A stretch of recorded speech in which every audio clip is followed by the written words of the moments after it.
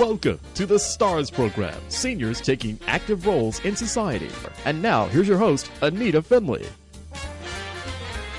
I'll bet everybody would like to be smarter, not just in 10 years, but next year. And so I want to bring to you a book written by David Bardsley, The Revolutionary Science for a Smarter, Happier You. And I just can't tell you how thrilled I am to have reviewed this.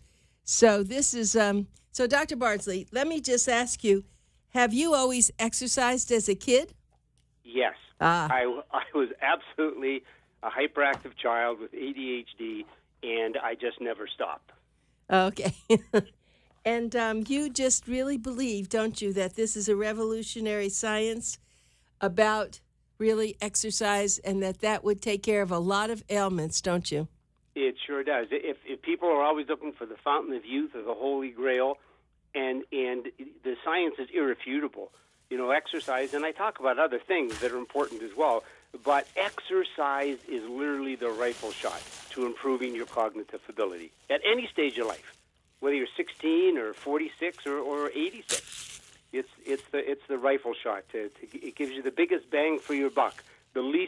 With the least amount of effort, you get the most amount of cognitive improvement. And is it any kind of exercise? No, actually, unfortunately, it's not. Now, if we look at things like yoga and Pilates and stretching, those are very important because if people don't continue to do those, they're not going to be able to do the other things that are necessary later in life. But so far, the studies show that aerobic, anaerobic, and even the strength exercising, if they're done with sufficient vigor to increase your heart rate, that will lead to neurogenesis, which is the growth of new brain cells, and it increases and balances your neurotransmitters, which are those chemicals that allow the nerve impulse to pass from one brain cell to the next. So we need lots of brain cells, and we need to have those neurotransmitters increased and balanced. Now, should someone who has not exercised a lot hire a personal trainer, or can they just go into the gym and start on a bike? Well, they can certainly go to the gym and start on a bike, absolutely. A personal trainer has two benefits. A, they show you how to do the exercises and in what sequence to do them. So, you get the most out of the workout for the time involved. And the second thing is accountability. When you make that arrangement, that appointment for the trainer, whether you show up or not, you're going to end up paying for it. So they're two of the major benefits of a trainer. But you don't have to have a trainer. I encourage people just start somewhere. The key is to be consistent, literally to do it on a daily basis. That's the key. Huh. Now, when you said you have to do it a certain way, I mean, not consistent, but the sequencing, what does that mean? I mean, is there a different that you do this exercise, then you go to the next and the next? Is that what you mean? Right. So you have to, whatever the exercise is, whether you're in a gym or whether you're out jogging or on a bicycle or a rollerblade, whatever it is that you're doing, the science shows that you have to significantly increase your heart rate. And when you do that, that's what stimulates the growth of the new brain cells. So, taking your dog for a walk around the block, that's not considered vigorous physical activity. So to get these improvements in our cognition, in our mental ability, the exercise has to be significant. And the best way to determine that is to get your heart rate up. So I tell people the easiest way is to get a heart monitor, so if you can see if that's happening. And the other thing, if you don't have a heart monitor, if you're doing any form of physical activity and you can carry on a conversation easily like we are doing right now, you're not doing that exercise hard enough. It's not challenging enough. So you should be, a little out of breath and have difficulty in speaking fluently if you're at that right level. That's interesting. That's very interesting. So, well, it's just a good way of trying to determine that if you don't have a heart monitor. Heart monitor is obviously the best because you can just look at it and see what your heart rate is, and then you can see as your heart rate elevates. But if you don't have that, being able to, speak fluently is a good indicator that you're not there yet. You've got to up your game a little bit. Okay, well, let's go back to the way that you started your book.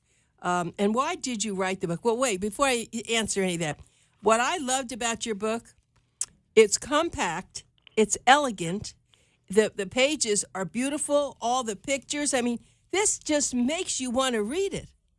Well, it didn't quite start off that way. It started off with a 40,000-page manuscript, which I sent to the publisher, and they said, what's your goal with this book? And I said, well, I've done my research, and I see that 83% of people who start a nonfiction book never finish it. And they said, that's absolutely correct. And I said, well, I don't want to be in that 83%. I want my book to be in the 17%. So I want a book that people can read in one sitting or two short sittings, and they consider a sitting to be 1 hour. So you can read the book in 1 hour or in 2 half-hour segments. And they said, well, you've sent us 40,000 words. Albert Einstein can't read 40,000 words in an hour. So we went through this painful process, and the editors at Sourcebooks were wonderful. And of course, it's like cutting off they're saying, well, we have to eliminate this, we have to eliminate that. That's like, a parent saying, okay, your child has to have one arm removed, or they have to have a foot removed. But we got it down to a book that people could literally read in 1 hour, and that was the goal. The illustrations are superb. Well, we learn differently. There are audio learners, there are visual learners, there are tactile learners, and so if you just have the words, that doesn't cover all of those. And I know, for one, I'm a visual learner. If I were to ask you, where's the closest Starbucks, and you said, oh, well, go down the street 2 blocks till you get to the light, then turn left, go another block and a half, make a right hand. It's like, well, stop right there, Anita. Right. I'm lost already. Right. But if I go like on Google Maps and I see the streets and where I have to go, that's it. Then I can shut off Google Maps. I don't need that because I've got that imprint, that visual imprint in my brain, because I'm a visual learner.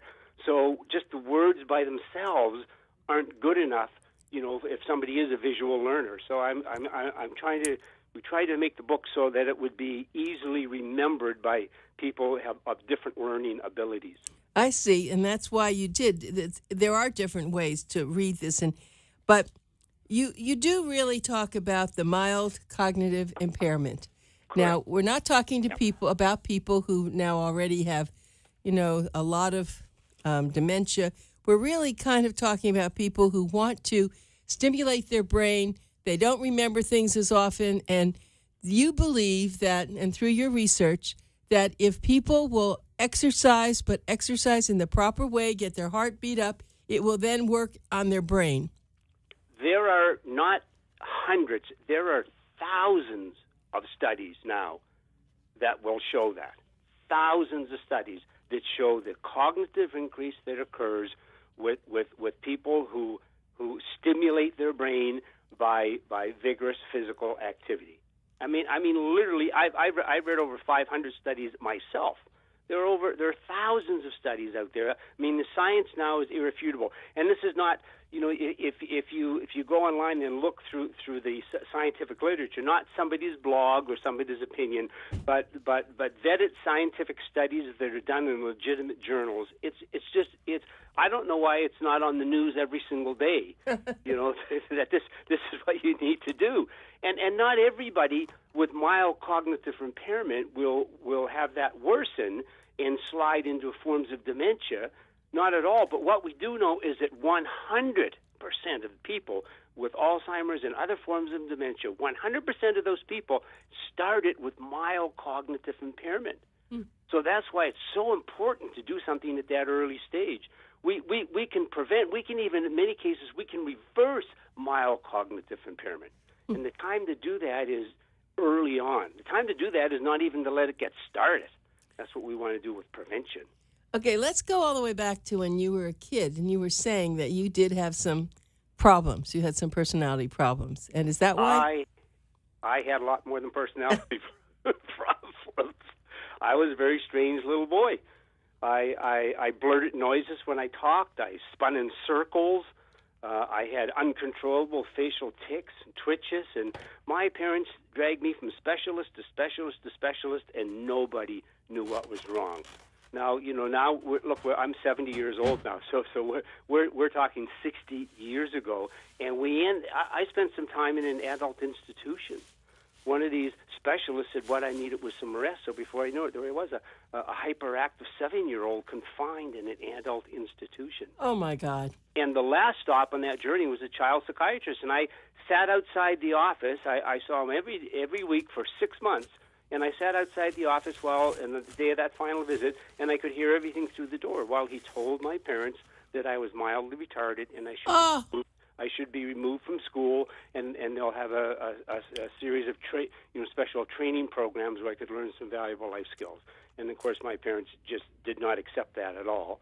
And on that day, they made a promise. They said, from now on, there'll be no more doctors, no clinics, no special schools, and no medication of any kind. Wow, what great parents you had. I can remember like it was yesterday. We left that psychiatrist's office, and my father, we got in the car, and my father turned and he looked at me, and he said, "Listen, there isn't anything wrong with you. You just have too much energy.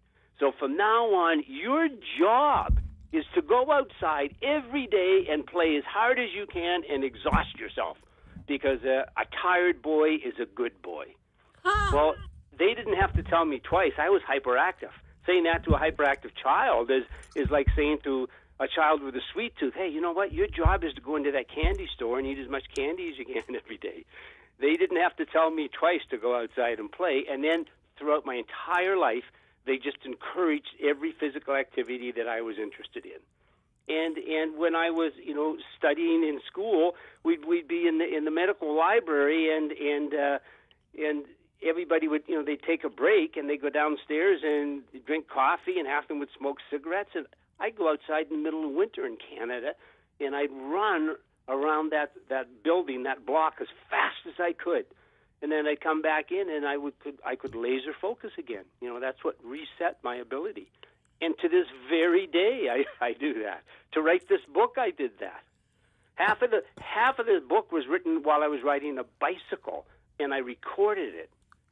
And then we translated it when I came back. You are an amazing man. I have to tell everyone. I'm talking with Dr. David Bardsley, Bardsley. The name of the book is Smarter Next Year, The Revolutionary Science for a Smarter, Happier You. And there are 8 scientific secrets to a younger, sharper mind. Well, you were right. When I picked up the book, I was just going to take a fast read. I read the whole thing. I couldn't believe it. I said, "Oh, my gosh, we have to get this man. We have to put him in our magazine. We have to get him on the radio." And I just love what you do. I mean, and it's such high quality. That's what I'm going through it right now, and I'm saying, "Oh, my gosh, you had a great publisher, but you certainly did have the wherewithal to be able to fit all of this exciting stuff in your book." It's just, I mean, your brain is like a seed. Nourish and care for it, and it will blossom.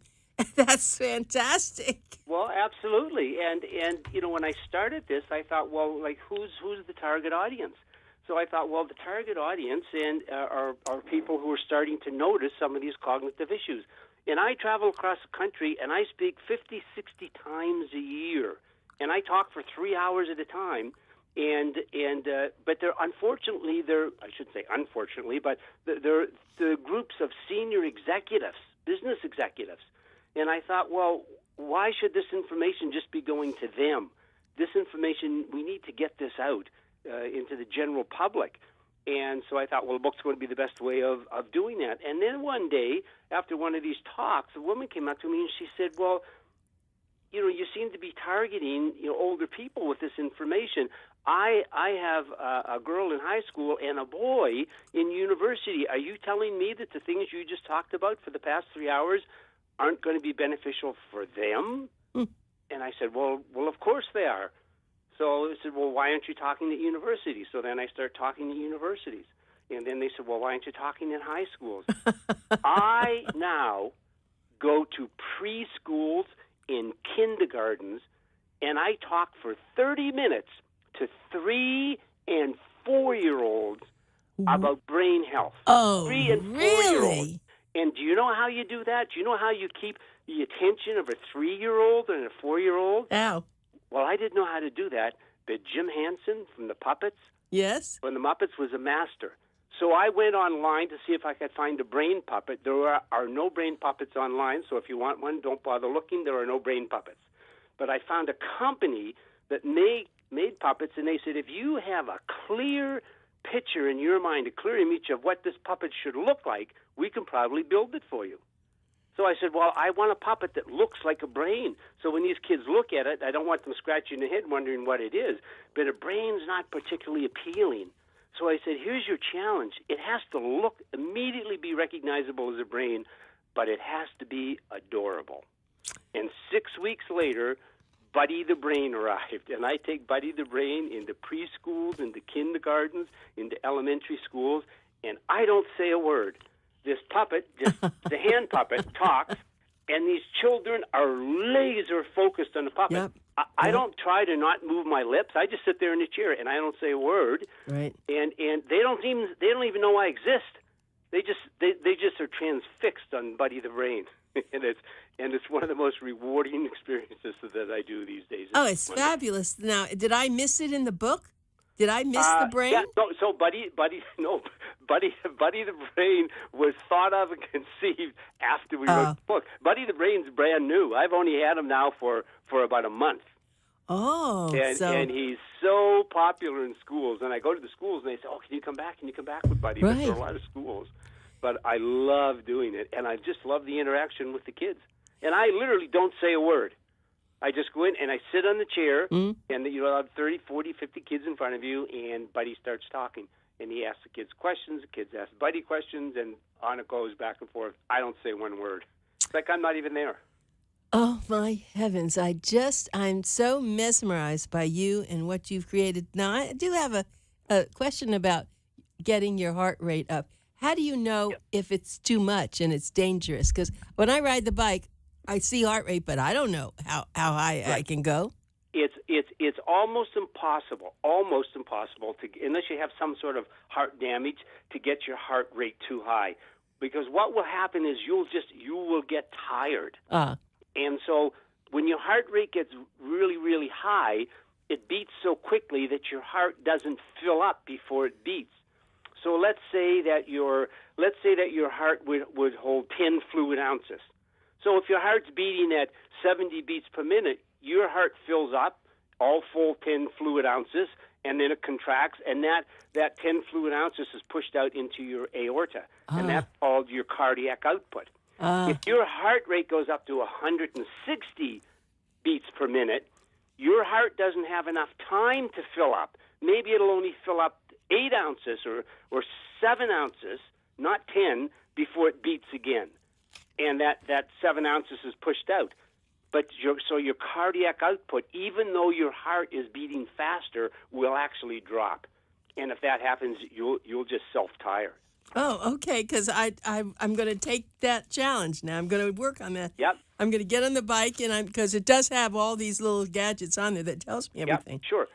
And here's the beauty. The science shows that you get the biggest increase in the growth of the new brain cells and the biggest increase in your neurotransmitters in the first 30 minutes of doing whatever the physical activity is. Now, is doing an hour better? Yes. But is it twice as good as 30 minutes? Not in the least. Absolutely not. So the biggest bang for your buck comes in those first 30 minutes. So the important thing isn't, you don't want to work out twice a week for 3 hours at a time. You want to get your heart rate up every single day for 30 to 40 minutes. Mm-hmm. And you want to do it every day. Wow. Okay. Well, I am going to really take this seriously. And your book did do that to me. I'm not being as consistent as I would like to be, but I'm better than I was before I read the book. So right. I do have to say that your book was very, very important to me. Well, let's just get into some more things about this. So you do talk, though, about yoga. You do talk about other forms of meditation and things. And why is that? Is that as important as exercise, or it's a secondary? It's secondary, but those things will reduce stress, and stress will absolutely rob you of your cognitive ability. Yeah. Stress, anxiety, depression have a huge negative impact on your cognitive ability. Now, unfortunately, most people end up trying to control their stress, their anxiety, their depression with medication, and virtually all of those medications have negative side effects. So you're much better off if you can do it with exercise, if you can do it with meditation. And sleep is critically important. I mean, adults need 7 to 9 hours sleep a night, with rare exception. And when I say rare exception, it's less than 1% of the population that can function at 100% with less than 7 to 9 hours sleep. And look, I know all kinds of people, I'm sure you do, I'm sure your listeners do, who say they get by just fine on 5 or 6 hours sleep at night. And they're absolutely correct. That's what they're doing. They're getting by. But they are not performing at their cognitive best. And one of the simplest things there is to do in psychology is to test that cognitive decrease that occurs with sleep deprivation. Oh, well, sleep deprivation, that's a big one. Huge. It's huge. And so many people have sleep deprivation, and they don't even realize it because it's become their norm. They're just chronically tired. They chronically lack sleep, and that just becomes their norm. And they think, well, this is how everybody feels, And it's not the case at all. With rare exception, you need that 7 to 9 hours. I'm just going to ask you how many hours you sleep. Oh, I probably sleep 8 to 9 hours a night. Mm-hmm. And sometimes wake up in the middle of the night and I can't get back to sleep. But I have all kinds of little tricks to help people get a better quality and a better quantity of sleep each night. It's interesting. My husband, who passed away 2 years ago at the age of 93, was very, very active, very dedicated, very smart.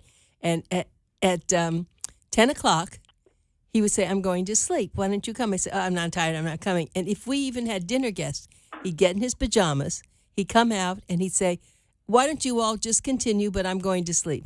Is a smart man. He was. Smart man. Well, I set an alarm. A preparatory alarm. When that alarm goes off, so if I want to get up at 6 o'clock in the morning, I want to be in my bed by 10 o'clock the night before. That's 8 hours. So I set an alarm for 9:30. When that alarm goes off, I've got 30 minutes now to get ready to go to bed, to finish up any projects I'm working on. To turn off the TV, shut down the computer, any screens, and I give myself the 30 minutes to prepare to go to bed. The worst thing you can do is just lay there in bed with the television blaring and then all of a sudden hit the off switch and then expect you're going to get a good night's sleep. That's never going to happen. All right, so go through the whole reason why sleep, that you should have between 7 and 9 hours of sleep. Well, that's the studies show that's when you are going to perform at your cognitive best, when you get that 7 to 9 hours sleep. Now, learning actually occurs while you are sleeping. So that's when short-term memory gets transferred into long-term memory. So, for instance, if you're trying to study something and you're reading a book, the very best thing you can do is to remember that is the minute you finish the book, just close the book and go to sleep. Really? Absolutely. And, of course, during our school years, I mean, how many of us did just the opposite? I certainly did. All of us, you let your studies go too late and you realize, oh, my gosh, the exam is tomorrow. Right. So you stay up all night, you cram, you go into that exam room the next morning, you're bleary-eyed, you spew out whatever you can remember, and maybe you're going to be lucky enough to get a pass. The problem is 2 or 3 days later, you can't remember anything that you studied because it never got encoded into long-term memory. And I'm sure most people have experienced something similar to that. Perhaps someone is pressing you to make a decision on something, and you're not quite sure. So what do you say to them usually? Let me sleep on it. Oh, that's true. Answer in the morning, right? Absolutely. And you wake up in the morning and you have some clarity in the issue because your brain is working while you're sleeping. And all of these new imaging devices we have, which are incredible, PET scans, SPECT scans, functional MRIs, they show that 80% of the time while you're sleeping, your brain is working more than it is while you're actually awake. Because that's when learning occurs. That's when long-term memory gets formed while you're sleeping.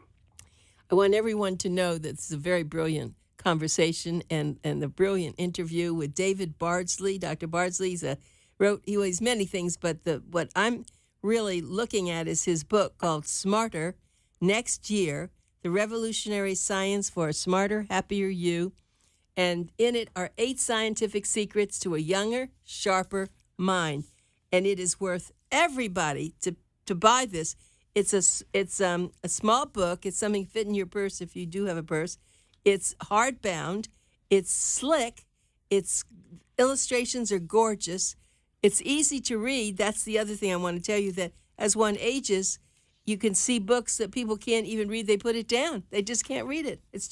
Everything's too small. Sure, absolutely. I went through that yesterday. I picked up a book, and it was like, who in the right mind ever printed a book? I don't care how good your eyes are or how thick your glasses are. You can't read it. I know. It was unbelievable. It's like, why did they do this? Who did they print it for? I think that they allow graphic designers to make decisions because even if the letters are larger, it's so light you can't even forget the dark. Anyway, we have run out of time, but I'm going to have you back on again, and I will send you an email about our Boomer Expo, and hopefully you'll be able to come to it. It's in South Florida. You might have to come across, but I think it's worth it, and I would love to meet you. Coming across on that, whatever it's called, the B line, it takes no time at all. Right. You just point the car east, and 2 hours later, you're in Fort Lauderdale. You zip up the coast, and you're in beautiful Boca Raton. Right. Or knowing you now, you'll run it. No, don't run it. Okay, Dr. Bardsley, thank you so much. I look forward to meeting you. Okay. Thank you so much. Bye-bye.